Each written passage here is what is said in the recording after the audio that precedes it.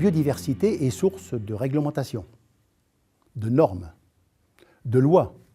C'est une contrainte pour l'ensemble des personnes qui, aujourd'hui, n'ont pas la possibilité de valoriser le travail qu'ils font autour de cette biodiversité.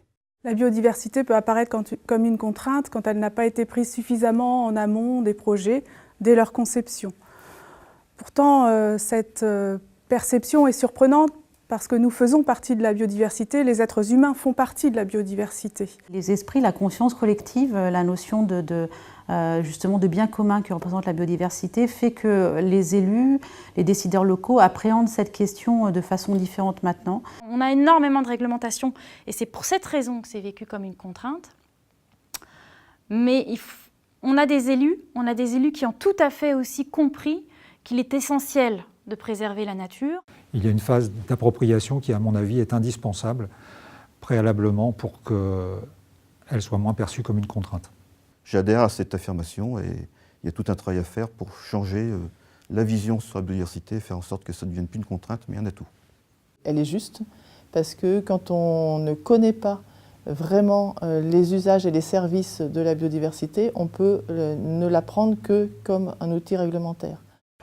Cette affirmation est de moins en moins vraie sur le terrain. Le travail sur le terrain de l'Agence de l'eau avec de nombreux partenaires contribue à la prise en compte de l'intérêt général et de la biodiversité au sein des projets. On pourrait certainement regretter que la biodiversité soit un concept subi, ce qui est dommage parce qu'il y a certainement moyen